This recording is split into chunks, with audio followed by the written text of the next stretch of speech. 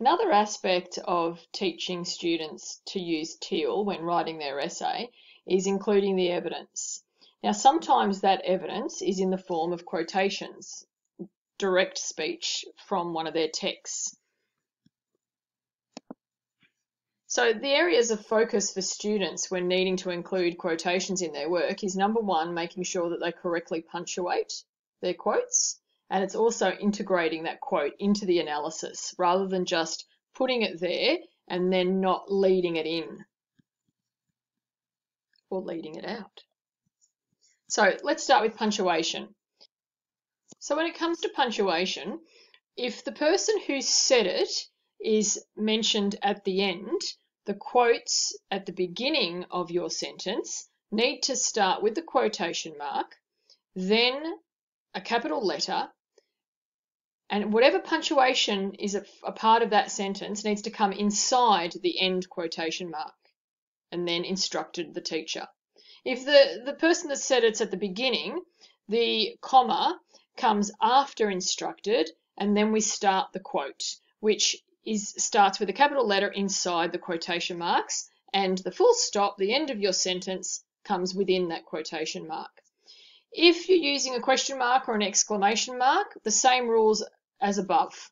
So the question mark has to come within the quotation marks if the person who said it comes later, and if the person who said it comes first, the same thing, we've got a comma outside, but then the exclamation mark or the question mark comes within the quotation marks. Omitting unnecessary information. Sometimes we may have in a text a quote we'd like to use that could be 10, 15 words long, and we don't need it all. It's too much information just to be putting a whole long sentence within one of our paragraphs. So this is where we need to get rid of that unnecessary information, and we use ellipsis to do that. Now, ellipsis is the 3 dots. It's not 4 or 5, it's 3 dots. So those 3 dots remove, or they replace, the information that we don't need. So looking at the sentence from Harry Potter, they beamed at each other under the cloak. They could tell by Hagrid's voice that he was pleased. Now, if my topic was looking at Hagrid and Harry's relationship, that's my overall topic, and this paragraph is talking about the fact that at his home, his house, he's very happy for them to come whenever he likes, and he's very happy to see them. So to prove my point here, I want to use part of that sentence, but not the whole lot. I don't really need them beaming at each other under the cloak. So I would start my quotation, I would use the 3 dots, leave a space, then I'd include the information that I want. They could tell by Hagrid's voice that he was pleased. Full stop, because the quote from the text stops there, end quote. Now, if this information was at the beginning of the sentence, so let's just pretend that the sentence starts with they could tell by Hagrid's voice, so there's a capital letter they could tell, it's at the start of a sentence, but I don't want whatever comes at the end of that sentence, then I start my quote, I have my important information, and my ellipsis comes at the end. Again, leaving a space, ellipsis, end quote. Now, sometimes we want the start information of the sentence and we want the end and we don't want the middle. So looking again at that same sentence, I want to include they beamed because that's important information. I feel that they look happy, that they're smiling about their relationship with Hagrid.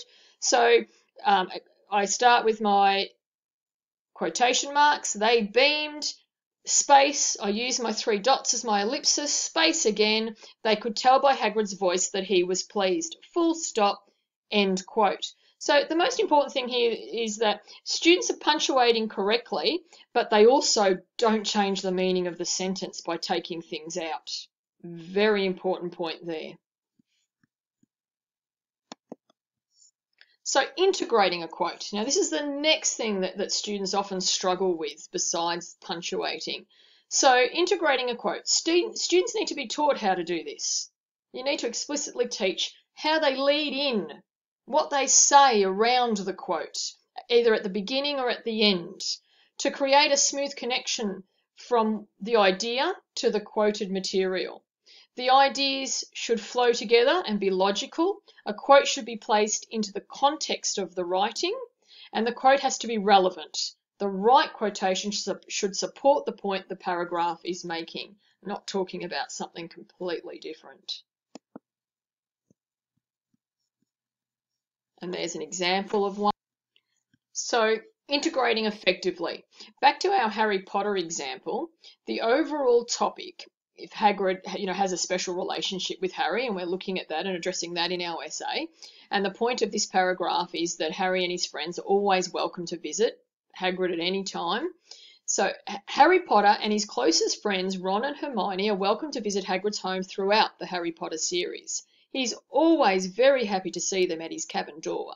They could tell by Hagrid's voice that he was pleased.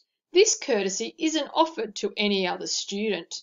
And then I'd continue on and finish that paragraph, discussing this point, and then, of course, linking back to either my overall contention that I'm trying to make or that next paragraph.